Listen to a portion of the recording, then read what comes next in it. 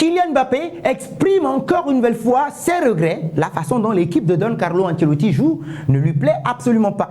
Avant de poursuivre les amis, n'oubliez surtout pas de vous abonner à la chaîne Real de Madrid, je le précise, Real de Madrid, d'activer la cloche de notification pour rester à la une de l'actualité madrilène. Depuis son arrivée au Real Madrid, Kylian Mbappé a du mal à s'adapter au jeu de Don Carlo Ancelotti.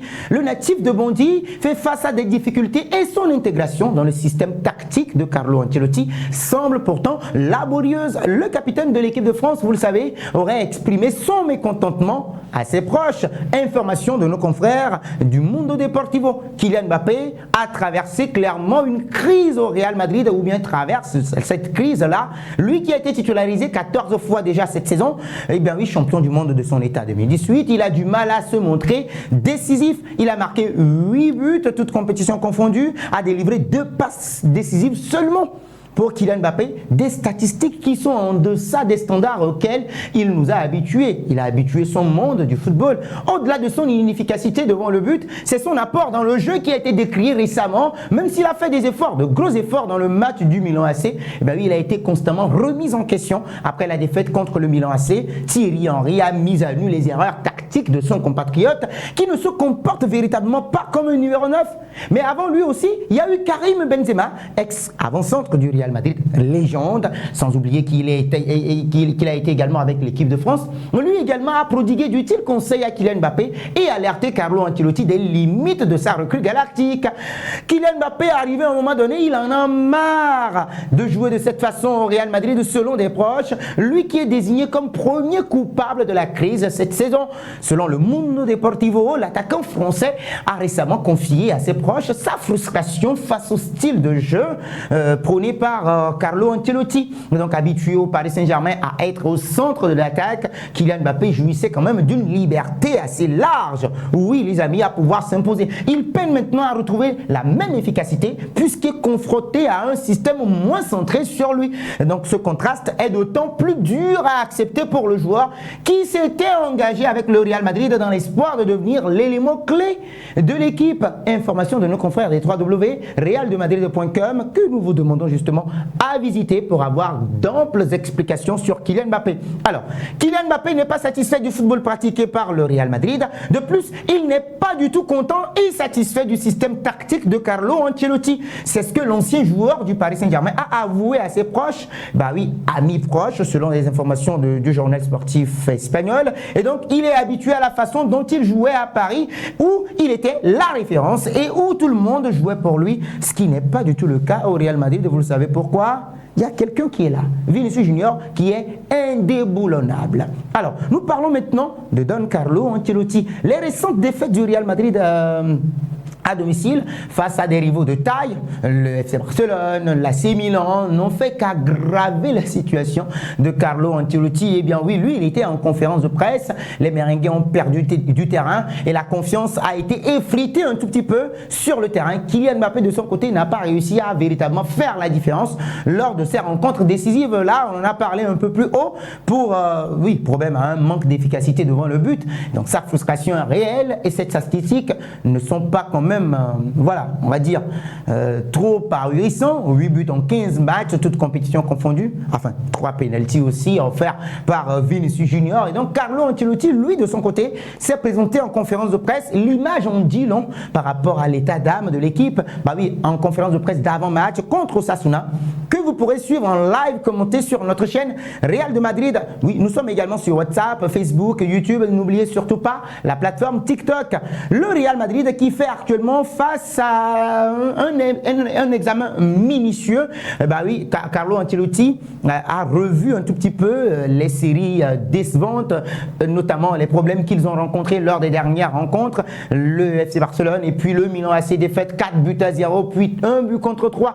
Toujours au Santiago Bernabéu. La dernière fois que le Real Madrid a perdu à Santiago Bernabéu en Ligue des Champions. Je ne sais pas si vous vous rappelez les amis, mais ça remonte, on va dire peut-être 2018 ou 2022, hein, parce que ça fait très longtemps, j'ai vu le Real Madrid perdre à domicile. Alors, pour ce match contre Osasuna, qui va très bien, bonjour à tous les Barceloniens, vous en savez quelque chose. Alors, l'Italien a mis en garde ses joueurs contre la menace que représente justement l'équipe visiteuse à Charmentan. Alors déjà, Osasuna est en très bonne forme, il le sait Carlo Ancelotti, et il a dit qu'ils sont bien positionnés au classement d'abord de la Ligue 1 en ce début de saison. Ils jouent un bon football et sont en pleine forme. Alors nous voyons cela comme une grande opportunité de renverser la situation pendant cette période difficile. Et le Real Madrid en est capable. C'est normal d'ailleurs, puisque Carlo Ancelotti dit ceci: nous n'avons pas montré notre meilleure version. C'est pour cela, ou bien cela pourrait être une chance de revenir sur le chemin de la victoire. A d'abord commencé Carlo Ancelotti en conférence de presse pour pouvoir faire cette annonce fracassante de son équipe. Nous avons discuté et essayé d'évaluer la situation avec les joueurs. Nous croyons bien évidemment avoir trouvé la solution au problème, et donc c'est la théorie, ce n'est que de la théorie, et donc tout va se jouer sur le terrain selon Carlo Ancelotti.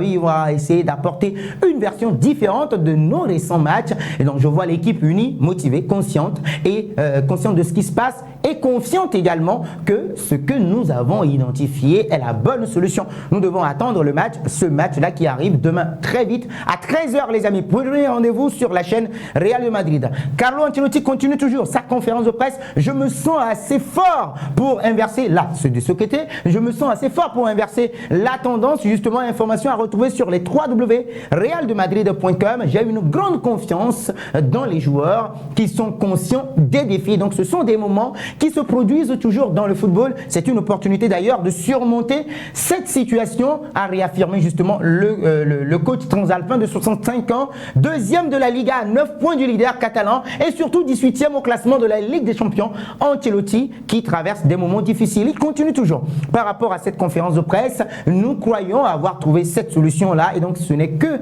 de la théorie. Les implications pratiques seront visibles lors du match de demain. Un match de demain prévu encore à 13h temps universel. Et donc oui, par rapport à son opinion sur certains joueurs, Jude Bellingham, Federico Valverde, que beaucoup également décrit à être en froid avec lui après son remplacement la dernière fois, puisqu'il avait expliqué par rapport à un problème de dos. Carlo Ancelotti est également revenu sur l'absence de Kylian Mbappé en équipe de France, et il a commenté également: je n'ai pas discuté de cette question avec Kylian Mbappé, ni ne le ferai, c'est un problème pour le sélectionneur Didier Deschamps, et donc oui, et je n'ai pas le droit de le juger. Il a fait son choix et nous devons l'accepter. Mbappé va bien, motivé, déçu aussi comme tout le monde d'ailleurs, mais désireux quand même de surmonter cette mauvaise impasse que traverse justement l'équipe. Lorsque nous lui avons demandé, lorsqu'on lui a demandé s'il regrettait de ne pas avoir choisi l'équipe nationale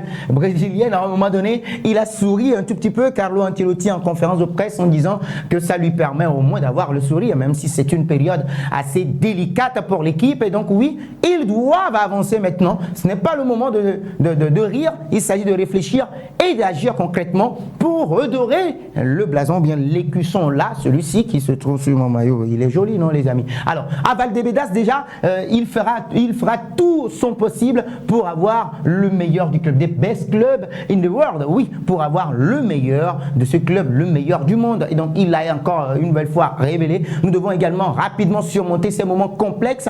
Ils ont toujours été là et le seront toujours selon Carlo Ancelotti. Alors, le cœur du problème n'est pas le système ou bien le positionnement des joueurs. Jude Bellingham, à un moment donné, on en a parlé. Ce n'est pas le meilleur moment pour parler de cela selon Carlo Ancelotti. Il faut maintenant agir véritablement pour retransformer ou bien transformer encore une fois ces problèmes négatifs en positifs. Et bien oui, essayer encore une fois d'attaquer beaucoup plus la surface de réparation et demander également à des joueurs comme Vinicius Junior, Kylian Mbappé de faire le premier rideau devant les attaquants adverses. Le rôle de Vinicius Junior, de Kylian Mbappé sur les mouvements, bah oui, je n'ai pas voulu changer la position d'un joueur qui fait la différence, et je crois que Kylian Mbappé a des qualités pour jouer en tant qu'avant-centre. Ah oui, ça c'est Carlo Ancelotti qui le dit. Et vous, quel est votre avis sur le sujet? Vous m'en direz un peu plus dans les commentaires. Je ne veux pas du tout changer. Selon Carlo Ancelotti, ce n'est pas un problème offensif, selon lui. Et donc le problème, peut-être, va se trouver au niveau du milieu de terrain ou de la défense. Alors, par rapport à Federico Valverde, face à Osasuna, il est de retour en grande forme, prêt à jouer également. Il s'est bien entraîné selon l'entraîneur Carlo Ancelotti. Donc, il n'a jamais dit qu'il y a un problème entre les deux. C'était juste un problème de dos, même si son entourage l'a décrié, notamment sa femme, qui n'avait pas du tout apprécié son changement, même si on doit le reconnaître, bah oui, il n'était pas du tout à 100%. Alors, réfléchissons justement à la semaine après les deux défaites douloureuses. Carlo Ancelotti l'a une nouvelle fois encore dit que c'est une période assez difficile et donc oui, il est loin de désigner quand même Kylian Mbappé comme le principal coupable ou bien responsable de cette situation et il a bien dit, bien signifié, ce n'est pas un problème de positionnement offensif, mais demain contre Osasuna, ce sera un autre match. J'ai hâte de voir demain ce dont nous avons parlé cette semaine et donc oui, c'est un problème défensif. Je pense que ce n'est pas l'endroit ou bien le moment d'en parler approprié pour parler des problèmes que nous avons eus et donc nous avons perdu et nous devons faire face à la situation. Et donc oui, les amis, pour en savoir un peu plus, vous nous visitez sur les www.realdemadrid.com. Alors beaucoup se posent la question, et Endrick, oui, le mec il est prêt à jouer, il joue très bien, il montre des qualités, mais Carlo Ancelotti ne lui donne pas sa chance comme Arda Güler. Et donc il dit que ce sont des jeunes qui poussent fort, mais l'idée collective est de naviguer justement à travers cette période difficile aussi rapidement que possible importe beaucoup plus à Carlo Ancelotti. Et donc ça pourrait être pour Endrick ou Arda Güler, mais l'objectif justement est de traverser cette période ensemble. Ce n'est pas de faire une fixation sur un joueur quelconque. Et bien oui, même si ces jeunes peuvent apporter selon lui. Donc ça voudrait dire qu'ils vont encore rester un peu plus sur le banc des remplaçants. Donc déjà, l'aspect défensif qui est pointé du doigt par Carlo Ancelotti. Donc il faut une concentration, du travail collectif, rester positif et donc essayer maintenant de trouver la compactivité ou bien un jeu compact pour la défense pour que le travail collectif puisse l'emporter. Ça aussi, ça va commencer par les attaquants, Vinicius Junior, Rodrigo Goes, même si lui il commence par cirer les bancs des remplaçants. Alors les amis, ce sera tout justement pour cette nouvelle capsule vidéo par rapport à la conférence de presse de Carlo Ancelotti. Vous m'en direz un peu plus dans les commentaires. Êtes-vous satisfait de cette conférence de presse par rapport au prochain match qui arrive? Je le rappelle que vous pourrez suivre en live, commenter sur notre chaîne. N'oubliez surtout pas de vous abonner, d'activer la cloche de notification pour rester à la une des informations autour de la Casablanca. Je vous lis dans les commentaires et aussi vos pronostics Real Madrid Osasuna au Santiago Bernabéu.